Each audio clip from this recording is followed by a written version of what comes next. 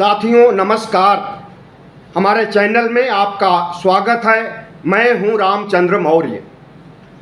साथियों आज 2 जून है। 2 जून हमारी जिंदगी का आपदा, त्रासदी और दुर्भाग्यपूर्ण दिन होता है, मातम का दिन होता है, क्योंकि इसी दिन मेरठ मेडिकल कॉलेज में हमारी बेटी रूपम मौर्य 3:50 पर उसका निधन हुआ था। साथियों 4 साल हो गए। 11 नवंबर 1998 को सुचेता कृपलानी अस्पताल, जिसे आजकल कलावती शरण अस्पताल के नाम से जाना जाता है, 3:50 दिन बुधवार को उसका जन्म हुआ था। उसका जन्म होने के बाद हमें बहुत खुशी मिली कि मैं बाप बन गया, और वह भी एक बेटी का बाप।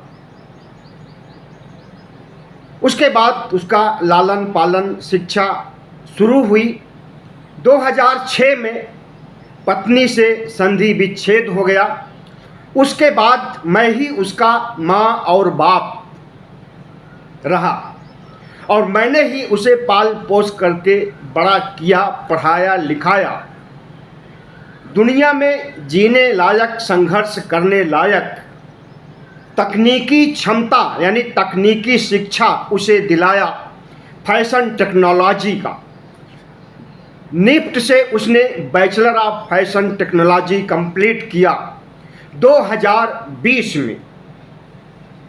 यह उसकी डिग्री है, जिसे 2022 में मैं जा कर के खुद लाया था।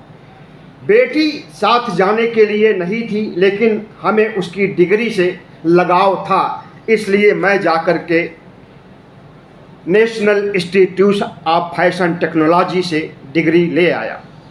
वहाँ के डायरेक्टर से बात हुई तो उन्होंने क्षोभ और दुख व्यक्त किया और हमारे गम में साथ दिया। साथियों 2019 में हमारी बेटी ने कहा, पापा हमें विदेश में जाना है और विदेश में नौकरी करनी है।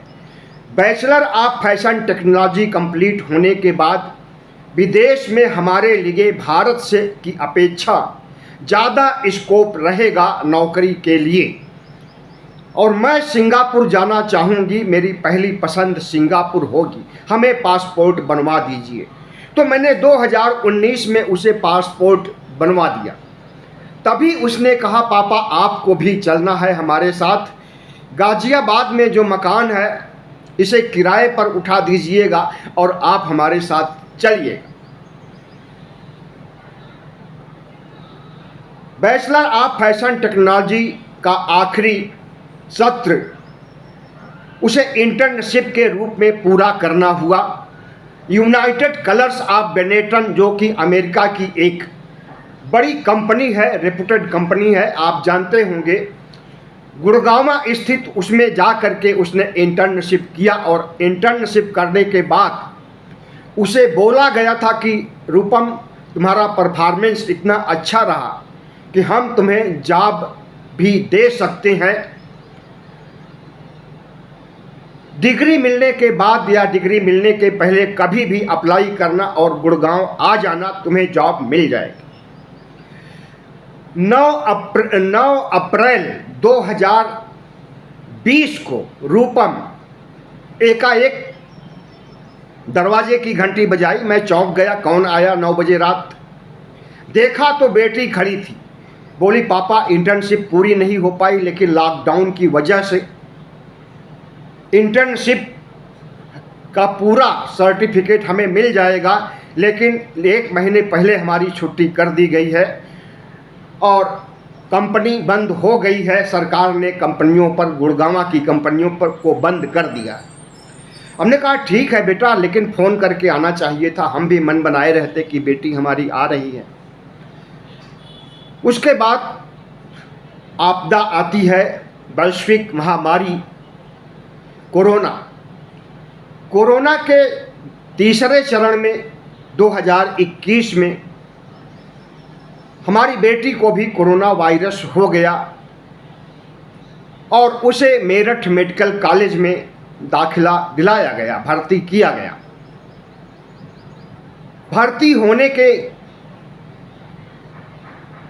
25 मई को भर्ती कराया गया और 2 जून को 3:50 पर उसका निधन हुआ। मेरी बेटी रूपम मौर्य इस दुनिया में 22 साल 6 महीने 1 दिन 15 घंटे 50 मिनट रही। इतने दिनों में रूपम ने जो उपलब्धियां अर्जित की, हम समझते हैं कि वह अपने में बेमिसाल है। उसकी स्केच, उसकी कला को आप देख करके दंग रह जाएंगे। उसे स्कूल में जब 10वीं 12वीं में पढ़ती थी तो स्केचिंग में, आर्ट्स में उसे 100% नंबर मिलते थे, एक्सेलेंट मिलते थे।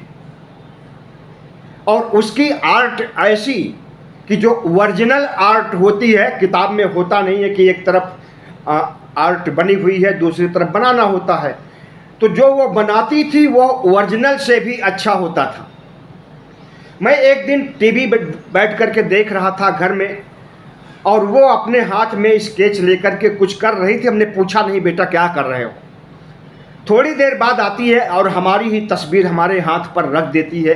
कहती है, पापा आप टीवी देख रहे थे, मैंने आपकी तस्वीर बना दी स्केच में। मैंने देखा तो मैं देख करके दंग रह गया। मैंने कहा, बेटा तुम्हें तो आर्ट की पढ़ाई करनी चाहिए थी, और अगर आर्ट की पढ़ाई करती तो शायद आर्ट में महारत हासिल हो जाता और एक बड़ी कलाकार बनती। बोली, पापा हम जिस क्षेत्र में गए हैं वह क्षेत्र कम नहीं है। हमें शोहरत, पैसा सब कुछ कमाने के लिए बैचलर ऑफ फैशन टेक्नोलॉजी का क्षेत्र कम नहीं है। बहरहाल बेटी का 24 अप्रैल को इंटरव्यू था बंगलोर में, उसे जाना था। एरोप्लेन से टिकट बुक कर दी गई थी, लेकिन उस समय कोरोना गहराया हुआ था, आवागमन के सारी सुविधाएं बंद थी, इसलिए वह इंटरव्यू में नहीं जा सकी। ये 2020 की बात है, 24 अप्रैल 2020 की। उसके बाद मेरी बेटी बुखार से पीड़ित हो गई। हमने सोचा टाइफाइड होगा, लेकिन नहीं। अंत में उसे पता चला कि टीबी हो गई है और टीबी के इलाज में मैं लग गया और इस बीच उसके खून की मात्रा कम हो गई, इतनी कम हो गई कि ज़िंदगी बचना मुश्किल हो गया। उसे दोबारा खून चढ़ाना पड़ा जा कर के अस्पताल में, और गाजियाबाद के सरकारी अस्पताल ने उसे रेफर कर दिया मेरठ के अस्पताल में। मेरठ के अस्पताल में 25 मई 2021 को मैं उसे लेकर के पहुंचा। पहले से उसे कोरोना वायरस नहीं था। अस्पताल में पहुंचने के बाद इमरजेंसी में भर्ती करने के बाद उसे कोरोना हुआ। 26 तारीख की सुबह आकर के कोरोना टेस्ट करने वाला कर्मचारी टेस्ट किया और 26 की ही शाम को उसने कहा कि आपकी बेटी को कोरोना हो गया है, इसको दूसरी बिल्डिंग में ले जाइए, पास में है। मैं दूसरी बिल्डिंग में उसको ले गया 26 की रात में और उसे एडमिट कर दिया। उसके बाद से मैं बेटी का मुंह नहीं देख सका, क्योंकि कोरोना वार्ड में किसी को जाने की अनुमति नहीं थी। किट के साथ भी, किट पहन करके भी नहीं जा सकते थे।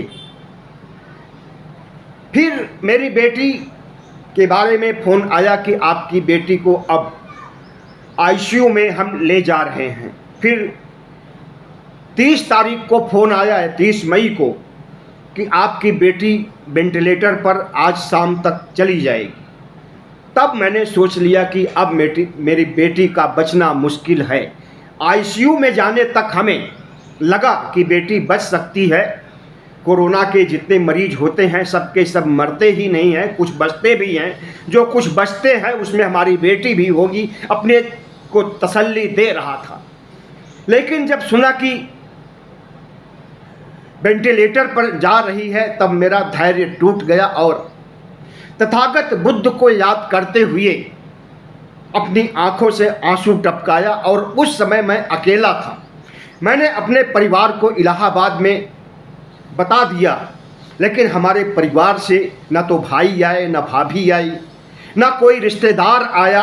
हमें पता चल गया कि हमारी औकात हमारी परिवार की नज़रों में कितना है। परिवार के हमारे चचेरे बड़े भाई बुद्धिस्ट हैं, विपश्यना करते हैं, हर महीने जाते हैं, लेकिन उनका विवेक कहाँ मर गया था हमें कुछ नहीं पता, कि वह भी नहीं आ सके। हमारी बेटी की अंत्येष्टि तक में भी नहीं आए। कंधा देना होता है, 4 कंधे हमारे पास नहीं थे, 2 ही कंधा था। एक मैं था, एक छोटा भाई दीपचंद था, तीसरा कंधा नहीं था। इसलिए उसे 100 वाहन से ले जाना पड़ा उस स्थान तक जहां अंतिम संस्कार किया जाता है। सूरज कुंड पड़ता है मेरठ में, वहां पर अंतिम संस्कार होता है, दाह संस्कार होता है, 100 को जलाया जाता है। तो इस तरह से हमने देख लिया कि हमारे परिवार में हमें चाहने वाले कितने हैं। हमारे पास रह करके हमारे परिवार के बच्चे पढ़ाई करें, सॉफ्टवेयर इंजीनियर बन जाएं, 1.5 लाख 2 लाख महीना कमाने लगें, और उन्हीं के माँ बाप हमारी बेटी के अंतिम संस्कार में ना आए, यह कहाँ की विडंबना है। हमारे बड़े भाई के बारे में बात कर रहा हूँ, उदय चंद मौर्य नाम है, विकलांग है, लेकिन विकलांगता से ज़्यादा उनकी पत्नी निर्मला मानसिक बीमार, मानसिक विकलांग, वो भी हाथ से विकलांग है। मैंने ही शादी कराई थी। इतना सब कुछ मैंने बड़े भाई भाभी के लिए किया। उनकी बेटी को इस लायक बनाया कि 1.5-2 लाख रुपए हर महीने कमा रही है सॉफ्टवेयर इंजीनियर के रूप में। लेकिन न तो सॉफ्टवेयर इंजीनियर लड़की, न उसकी माँ, न उसके बाप, कोई भी नहीं आया। विपश्यना करने वाले राम आश्रय भी नहीं आए। यह विडंबना हमारे जीवन की है। तो साथियों, यह हर दिन देखना पड़ता है ज़िंदगी में, और लगभग सब तरह के दिन मैं इस 64-63 साल की ज़िंदगी में देख चुका हूँ। लेकिन हमारी ज़िंदगी में जो सबसे बड़ी त्रासदी, सबसे बड़ा दुख, सबसे बड़ा गम हुआ, वह बेटी के जाने का हुआ। इसके पहले 1982 में हमारे पिताजी का निधन हुआ था, स्वरूप रानी अस्पताल मेडिकल कॉलेज इलाहाबाद में। उस समय हमें बेहद पीड़ा, बेहद दर्द हुआ था, लेकिन उससे कहीं बड़ा दर्द हमें उस समय हुआ जब 2 जून 2021 को हमारी बेटी ने अंतिम सांस ली। हमारी बेटी बहुमुखी प्रतिभा की धनी थी। उसकी आर्ट, उसकी इंग्लिश, उसका स्किल, हर कुछ सुन करके आप चौंक जाएंगे। 12वीं 2016 में की थी। 99% नंबर उसे इंग्लिश में मिले थे। 1978 में मैंने हाई स्कूल पास किया था, तो इंग्लिश में हमें 3rd क्लास का नंबर मिला था। लेकिन इस 3rd क्लास के नंबर की वाले की बेटी अगर 99-100% नंबर ला रही है, तो ज़रूर हमारी बेटी में कोई न कोई प्रतिभा छिपी थी।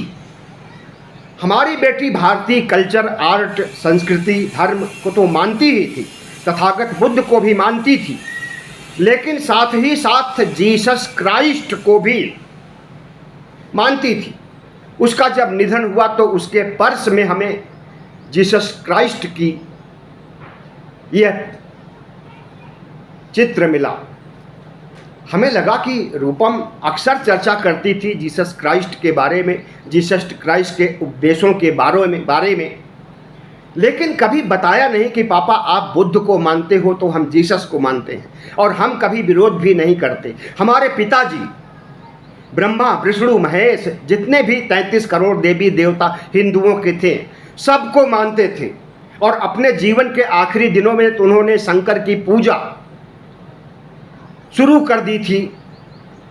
शंकर के चित्र दीवार पर टांग करके अगरबत्ती दिखाना, फूल माला चढ़ाना, यह उनका काम हो गया था। और मैं अंदर ही अंदर कुढ़ता था कि इन काल्पनिक देवी देवताओं के पीछे क्यों पड़े हैं, क्यों इन पर खर्च करते हैं।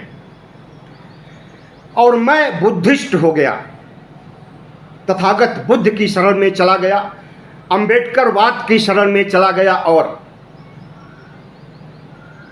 अपने लेखन से मैंने अपनी पत्रकारिता में जो काम किया उसे हम अगर कहें तो वह एक हमारे जीवन की बड़ी उपलब्धि है। अगर मैं कंपटीशन की तैयारी कर रहा था छात्र जीवन में 1981 से लेकर 84-85 तक मैंने कंपटीशन की तैयारी किया, इंटरव्यू दिया, लेकिन कहीं नहीं हुआ पीसीएस का।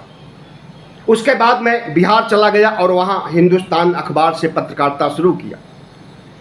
हमारे लेख इतने बड़े होते थे कि संपादक देखते थे तो कहते थे रामचंद्र इसको काट छांट करके लाइए, हम इसको नहीं काट पाएंगे, इसका लय बिगड़ जाएगा। फिर मैं छोटा करके देता था और आजकल जब मैं YouTube के लिए वीडियो बना रहा हूँ तो लोग कहते हैं कि आपका वीडियो इतना बड़ा होता है कि इतना समय नहीं होता देखने के लिए, इसीलिए सब्सक्राइबर भी कम है, व्यूवर भी कम है। लेकिन अब कोशिश होगी कि छोटा किया जाए और दमदार और ज़्यादा दमदार बनाया जाए। मेरी बेटी ने ही YouTube चैनल शुरू कराया था, उसी ने चैनल को बनाया था और उस समय किसान आंदोलन चल रहा था। किसान आंदोलन की कवरेज करके मैं लाता था तो रूपम को बहुत खुशी होती थी और हमारी वीडियो को देख करके वह कहती थी पापा एक दिन आप बड़े पत्रकार बनेंगे। वैसे बड़े पत्रकार तो आप हैं ही, इतने मैंने आपके सारे अखबारों के संपादकीय पन्ने में लेख देखे हैं, पढ़े हैं, तो बड़े पत्रकार तो आप पहले से ही हो, लेकिन और बड़े बनोगे। तो रूपम के साथ हमारा तादाद में ऐसा हो गया था कि जो वो सोचती थी वो हमें पता चल जाता था, जो मैं सोचता था उसे पता चल जाता था। एक दिन उसने कहा कि पापा मैं क्या सोच रही हूँ आपको पता है? मैंने कहा बेटा मैं अनुमान लगा सकता हूँ और हमें उम्मीद है कि तुम यही सोच रही हो कि सिंगापुर जाना चाहती हो और हमें पासपोर्ट बनवाने के लिए फिर से बोलोगी। कहने लगी एग्जैक्ट पापा यही मैं सोच रही थी और आप पासपोर्ट बनवाना शुरू कर दीजिए। उसका तो मैंने बनवा ही दिया था 2019 में, लेकिन अपना हम बनवाने के बारे में सोचे थे कि एक आध साल बाद जब ये चली जाएगी तो आएगी कभी, तब उसके साथ जाएंगे। फिर इस तरह से बेटी हमारे बारे में कितना सोचती रही और 2018 में उसने हमारे जन्मदिन के दिन 5 सितंबर को एक डायरी भेंट किया और उसमें उसने जो कुछ लिखा वह भी चौंकाने वाला है। मेरे लफ्ज़ों में वह दम नहीं जो मैं अपने पापा की तारीफ कर सकूं, वह ज़िंदगी भर मरते आए हैं मुझे पालने के लिए। मुझ में वह दम ही नहीं कि मैं एक बार उनके लिए मर सकूं।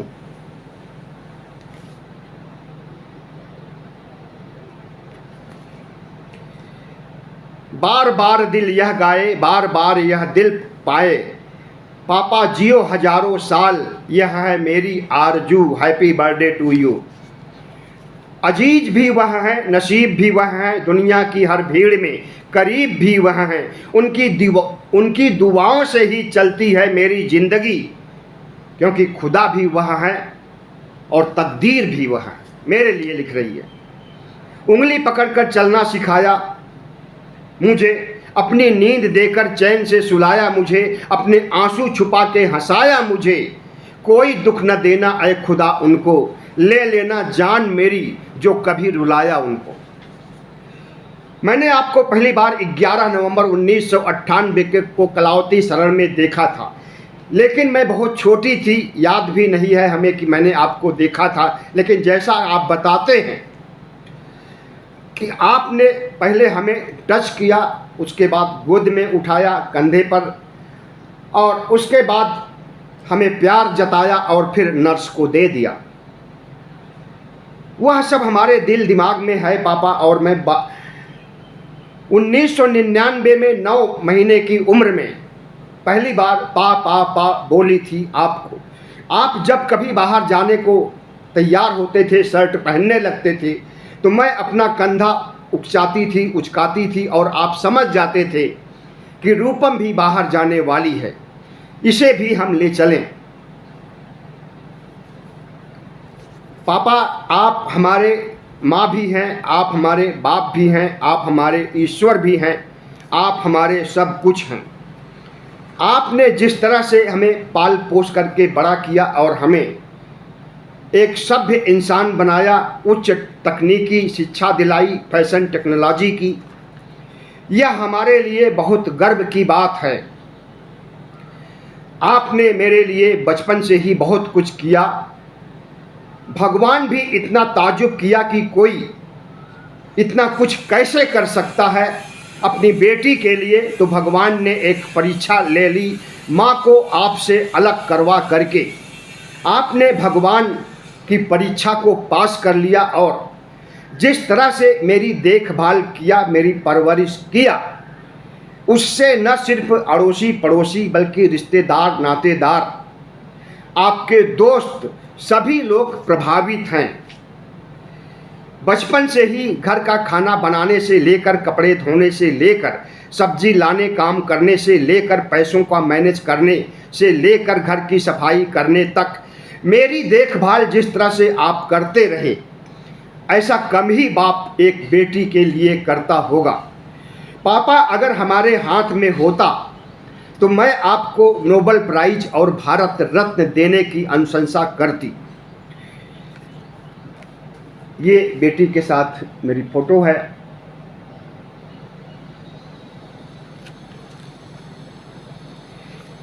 तो इस तरह से रूपम ने हमारे लिए कसीदे पढ़े, अपनी डायरी में, और अंत में लिखा कि पापा, डायरी का अधिकांश पन्ना बाकी है जिसे आपको लिखना है।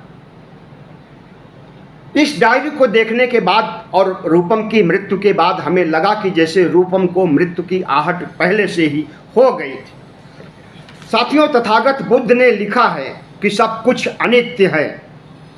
जैसे मिट्टी का घड़ा टूटता है वैसे ही जीवन टूटता है, जीवन क्षणिक है।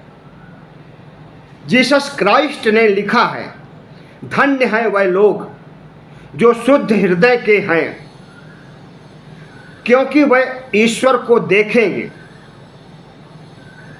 डॉक्टर अंबेडकर ने लिखा है, जीवन का मूल्य उसकी लंबाई में नहीं, उसके कर्मों से है। अंबेडकर के ये शब्द रूपम पर फिट बैठते हैं। रूपम 22.5 साल की उम्र में उसका निधन हुआ, लेकिन उसकी आर्ट आप देख लीजिए तो एक परिपक्व, एक वृद्ध कलाकार से कम नहीं है। रूपम की सोच, रूपम की करुणा के बारे में आपको याद आ गया। सामने घर के पार्क है, रूपम पार्क में टहलने के लिए गई हुई थी। वहाँ पर बिल्ली अपने कई बच्चों के साथ आई थी, सभी बच्चों को ले गई। एक बच्चा छूट गया था, कुत्ते परेशान कर रहे थे। रूपम की करुणा जोर मारी और उसने बच्चे को उठा लिया और लेकर के घर आई, हमें दिखाया। बोली, पापा इसे मैं पालूंगी। और इसे कुत्ते छेड़ रहे थे, काट डालते, मार डालते, हम इसे पालेंगे। मैंने कहा ठीक है। 2-3 दिन तक वो म्याऊं म्याऊं करती रही, दूध पीती रही, अंडे खाती रही। बाद में वह रूपम के साथ ही रहती और हमसे भी घुल मिल गई, रूपम से घुल मिल गई। उस बिल्ली की अक्सर याद करती थी। रूपम की करुणा देखिए कि एक बेजुबान प्राणी को बचाना, घर लाना, परवरिश करना और उससे तादाद में स्थापित करना, एक मैच्योर और बुजुर्ग व्यक्ति ऐसा कर सकता है। लेकिन 22.5 साल की, 22 साल क्या, उस समय तो इसकी उम्र 21 साल रही होगी, 2016 की बात है। तो रूपम एक ऐसी शख्सियत थी जो कि पढ़ाई लिखाई, संस्कार और देश के बारे में कुछ सोचने, कुछ कर गुजरने के बारे में अक्सर सोचती थी और हमें चर्चा करती थी हमसे। हम आपको बताएंगे तो आपको ताज्जुब होगा कि हमारी इंग्लिश कमज़ोर थी। मैं अखबार पढ़ता रहता था इंग्लिश का, तो उसको बुला के बैठा कर पास रखता था, वो हमारी डिक्शनरी होती थी। कोई वर्ड कठिन लगता था तो मैं पूछता था, रूपम इसका मतलब क्या हुआ, तो वो बताती थी। इस तरह से हमारी इंग्लिश थोड़ा सही हुई। एक बाप बेटी को पढ़ाता है, लेकिन एक बेटी एक बाप को पढ़ा रही थी। आइंस्टीन ने लिखा है कि जीवन साइकिल चलाने जैसा है, संतुलन बनाए रखना, और उस संतुलन को बिगाड़ने पर मौत भी आ सकती है। इसलिए साइकिल चलाना सीखिए। साइकिल चलाने से स्वास्थ्य भी बनता है और साइकिल हमें जीवन जीने की प्रेरणा देती है, और संतुलन बना करके हर क्षेत्र में चलने पर ही सफलता मिलती है। रॉबिन शर्मा एक बड़े लेखक है और हमारी बेटी की प्रेरणा स्रोत है। उनको अक्सर पढ़ती थी, उनकी कई किताबें पढ़ी थी रॉबिन शर्मा की। रॉबिन शर्मा ने लिखा है कि जीवन का हर पल एक उपहार है। यह लाइन रूपम को बहुत पसंद थी और अक्सर वो इस लाइन को सुनाती थी। जीवन का हर पल एक उपहार है, इसे प्रेम और उद्देश्य के साथ जियो।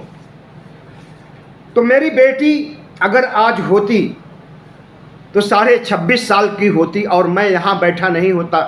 मैं उसके साथ सिंगापुर में या किसी बड़े विकसित देश में होता। लेकिन दुर्भाग्य है कि हमारी बेटी हमारे साथ नहीं है। लेकिन रूपम दैहिक रूप से नहीं है, लेकिन वह हमारे दिल में, हमारी आत्मा में, हमारे खून में जिस तरह से समाई हुई है वह निकल नहीं सकती है। हाँ, हमारी मौत के बाद जब हमें जलाया जाएगा तभी वह हमारे शरीर से निकल सकती है। एक बेटी का बाप के प्रति, एक बेटी अगर बेटी को एक बाप श्रद्धांजलि दे तो कितना बड़ा दुर्भाग्य होता है, और वही दुर्भाग्य वाला बाप आपके सामने बैठकर वीडियो बना रहा। साथियों, हमारी आंखें भर आई हैं। एक लाइन मैं कहना चाहता हूं, रूप बदल के रूपम आजा, छल के प्यार तुम्हारा, जन्म जन्म का साथ है तुम्हारा हमारा, हमारा तुम्हारा।